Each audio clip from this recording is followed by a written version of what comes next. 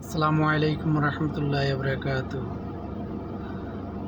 যারা এখন দেশের নিরাপত্তার দায়িত্বে আছেন, ছাত্র সমাজ ভাইরা, আপনারা খেয়াল রাখবেন যেন কেউ কারো প্রতিহিংসা বশত হয়ে কারো ঘর বাড়ি নষ্ট না করে। দিন শেষে আমরা সবাই একই সমাজে চলতে হবে, একই সাথে চলাফেরা করতে হবে। কেউ প্রতিহিংসা বশত কারো ঘর বাড়ি নষ্ট করবেন না। সমাজে সবাই মিলেমিশে যাবেন।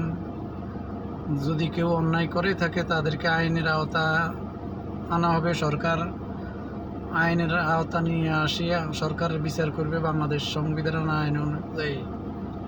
কিন্তু কেউ হাতে আইন তুলে নেবেন না এবং কারো কেউ ক্ষতি করবেন না। যারা বেশি উশৃঙ্খল করছে তাদের পরিণতি কী হয়েছে এটা আপনাদের সবার দেখা।